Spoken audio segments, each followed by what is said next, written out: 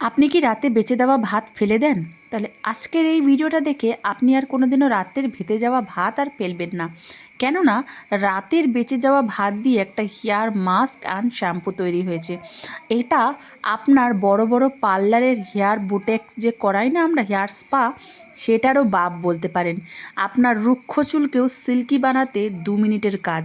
হ্যাঁ বন্ধুরা, তার আগে ভিডিওটাকে সাবস্ক্রাইব করতে ভুলবেন না, লাইক করতে ভুলবেন না, আর একটা গঠনমতো কমেন্ট করতে ভুলবেন না। হ্যালো হাই বন্ধুরা, রাধে রাধে।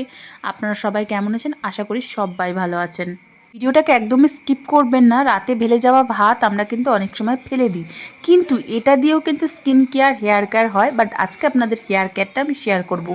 অনেকেই ভিডিওতে দেখায় মার, তারপরে চাল, কিন্তু আজকে আমি বেঁচে যাওয়া ভাত আমার এখানে বেঁচে গেছে অল্প কটা। আপনি কি করবেন, এটার মধ্যে জল দিয়ে ভালো করে ফুটিয়ে নেবেন। এটা হেয়ার স্পা, এতটা ভালো হেয়ার স্পার কাজ করে, আপনি বিশ্বাস করে একবার ইউজ করুন। আপনি যদি ফল না পান আমাকে কমেন্ট করবেন, আনসাবস্ক্রাইব করবেন। আর আপনি যদি বেটার ফল পান তাহলে আমাকে সাবস্ক্রাইব করবেন। চুল একেবারে silky, smooth, shiny, dandruff free হয়ে যাবে। হ্যাঁ বন্ধুরা, এতটা শাইনি হয়ে যাবে। আপনি এখানে ভাত নেবেন, আপনার যতটা চুল আন্দাজে সেটা ভাত নিয়ে নেবেন। ভাতটা এটাকে ভালো করে ফুটিয়ে নেবেন। 5 মিনিট ফুটালেই হয়ে যাবে, বেশি আমাদের দরকার নেই। এটার মধ্যে আমি কি মেশাবো আপনাদের সাথে সব কিছুই শেয়ার করব। ভিডিওটা আমি বেশি বড় করি না, আমি এখানে যেটা সত্যি, যেটা আমি নিজে ব্যবহার করি সেটাই বলি। মার অনেকেই তো আপনারা ব্যবহার করেছেন, চাল, রাইস ফ্লাওয়ার অনেকেই ব্যবহার করেছেন, কিন্তু আজকে আমার কথা শুনে একবার এই ভাতের হেয়ার মাস্কটা আপনি ব্যবহার করে দেখুন। রেজাল্ট না পেলে আমি বললাম কি আনসাবস্ক্রাইব করবেন বা আমাকে অন্য কমেন্ট করে যাবেন যে দিদিভাই আপনার ভিডিও মিথ্যা, আপনি বলেছেন। দেখুন এটা ফুটে গেছে, এটাকে আমি ঠান্ডা করে ছেঁকে নিচ্ছি।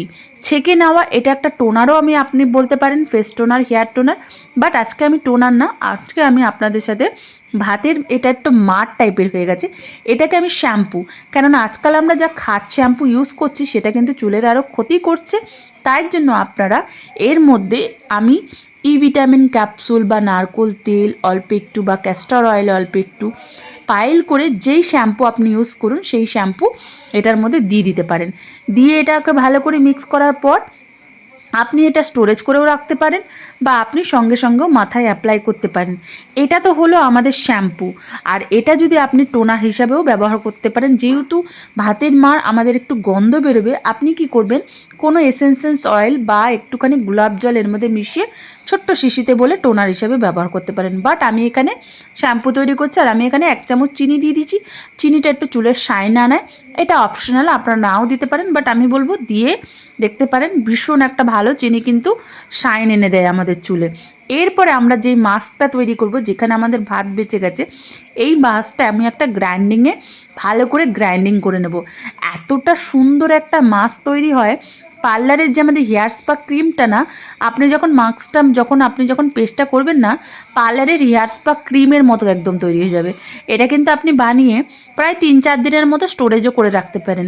কেননা যদি বেশি করে বানান, স্টোরেজ করে রাখবেন। এটাকে আমি ছেঁকে নিচ্ছি, আপনারা চাইলে একটা জালি দিয়ে চাকতে পারেন। বাট এতটা সুন্দর করে আমি গ্রাইন্ডিং করেছি, আমার মনে হয় ছাকার দরকার নেই। তাও বলে না, মনে একটা খুঁতখুতি থাকে, তার জন্য ছেঁকে নিচ্ছি, যদি কোনো লাম্পস থাকে। এরপরে যেটা মেশাবো আমরা, সেটা হচ্ছে আরও জাদুকারি। বন্ধুরা, আপনারা কোথা থেকে দেখছেন ভিডিওটা দেখেন, কিন্তু লাইক সাবস্ক্রাইব করতে একদমই ভোলেন না। লাইক সাবস্ক্রাইব করতে ভুলবেন না প্লিজ। একটা লাইক সাবস্ক্রাইব করবেন, একটা কমেন্ট করবেন, আপনাদের চুলের কি সমস্যা সেটা বলবেন। কেননা প্রত্যেকটা মানুষের কিন্তু আলাদা আলাদা সমস্যা হয়। দেখতে পাচ্ছেন কি বললাম, হেয়ার স্পা ক্রিমের মতো দেখতে হয়েছে তো। হ্যাঁ বন্ধুরা, এর মধ্যে যে রেমেডিটা মেশাবো সেটা হচ্ছে আমার ফেভারিট অল টাইম, হচ্ছে আমার পতঞ্জলি অ্যালোভেরা জেল। বাট এখানে বোরো প্লাসের অ্যালোভেরা জেলটা নিয়েছি, এটা কিন্তু কেসার অ্যালোভেরা জেল, খুবই ভালো। আপনাদের কাছে যদি গাছের থাকে সেটাও আপনি গ্রাইন্ডিং করে এটার মধ্যে পাইল করতে পারেন। বাট আমার কাছে যেটা ছিল আমি সেটা নিয়েছি। তারপরে আমি যেটা দিচ্ছি মধু।